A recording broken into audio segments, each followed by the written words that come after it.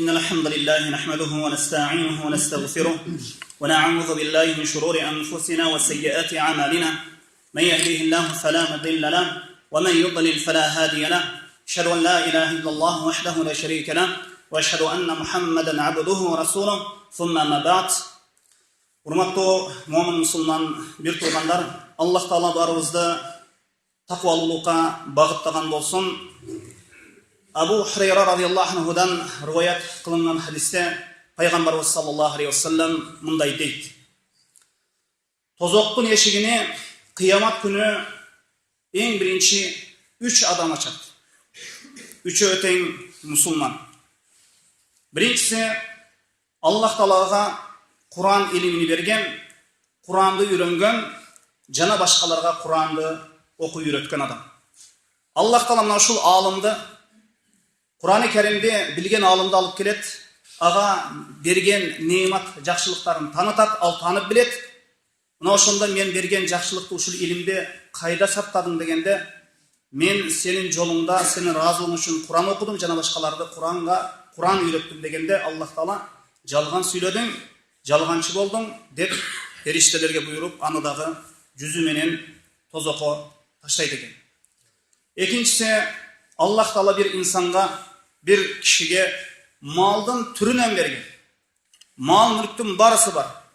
Мына ушул инсанды дагы алып келип, ага берген нематыны танытат экен, ал таныйт экен. Мен берген немат жакшылыктарды, ушул байлыкты, мал мүлктү кайда сактадың дегенде, мен сенин жолуңда бердим дейт экен.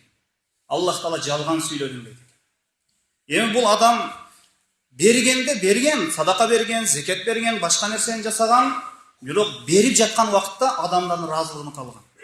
Ошо бир адамдар мени бай десе экен, адамдардын арасында бир байлык, бир атым чыкса экен, бай, жомарт, берешем деген бир атым калса экен деген максатта берген.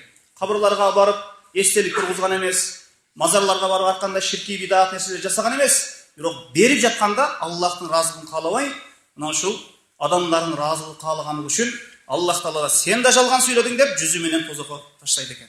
Үчүнчүсү, бир инсанга Аллах Таала ушундай күч, ушундай согушу эмесин берген, аны да алып келет, берген нематын танытат, ал да таныйт, берген жакшылыкты неге сактадым дегенде, мен сенин жолуңда жанымды бердим, жихад кылдым дейт.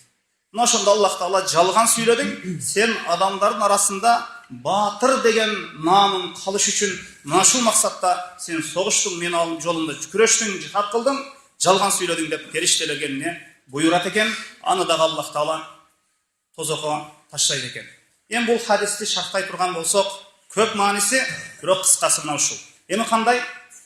Эң биринчи кыямат күнү капырдан дагы, отко чоккон, сыйынган ошол мушриктерден дагы эң биринчи мына ушул 3 инсан ачат тозоктун эшигине.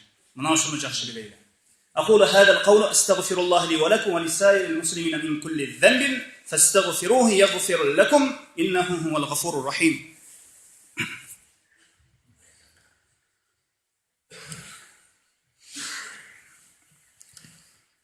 بسم الله الرحمن الرحيم. الحمد لله وحده والصلاة والسلام على رسول الله ثم ما بعد. Yine biz bu aytılgan hadislerden İslam'da özünün ordu var, aytılgan özünün bağıtı var, jana maksatı var.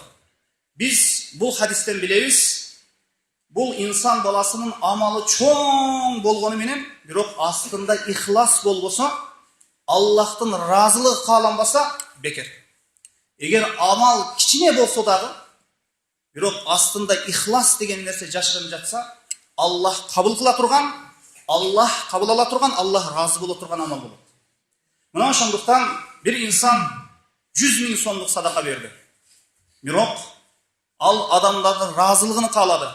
Hani adamların arasında bir bay dese eken adamlar dep ушундай maksat kıldı. Bir insan 50 so'm, 100 so'm, 200 so'm sadaka berdi. Uşul Allah razılığını kaladı. Mına uşunun sadakasını Allah kabul kılat. Birok 100.000 berilgen sadaka Allah'tın aslında bir tiyinle de arzulaydı. Mına ошондуктан ar kimden kolundan kelet sadaka beriş. Ar kimden kolundan kelet jakşı iş jasaş. Birok oşol jakşı işti ihlas menen Allah'tan aslında kötörüp baru, bul ar kimden kolundan kele berdi. Мына ошондуктан Аллах Таала айткан: "Ала дину лиллахи халис", бул дин халыс Аллах үчүн болсун деп Кур'ан-ы Керимде айтылган. Мына пайгамбарыбыз саллаллаху алейхи вассалам айтат: "Оң колуң берген садаканы сол колуң билбесин, сол колуң менен берген садаканы оң колуң билбесин" деген. Мына ошондуктан мына шунчалык даражада сахабалар, пайгамбарыбыз саллаллаху алейхи вассалам өзү тарбиялаган сахабаларды мына ушундай калыс, ихлас менен жасала турган амалдарга багыттаган экен. Мына ошондуктан ар бир жасалган амал Аллах разылыгы үчүн болсун. Мына Аллах Таала Кур'анда айтат: "Кул инна салати ва нусуки ва махяй ва матия лиллахи раббил аламин". Айты Мухаммад, менин намазым, окуган намаздарым, жана курбандыгым, ажылыгым, жана ошондой эле жашоом жана өлүмүм аламдардын Раббиси үчүн деп. Эми инсан бир адам ажыга барайын, ажыдан келген адамдар, ажыдан келгенден кийин мени ажеке, мына ушундай адамдардын арасында ажылык атым чыксын деп мына ушундай ажылык жасай турган болсо дагы, бул амалы дагы бекер кетти.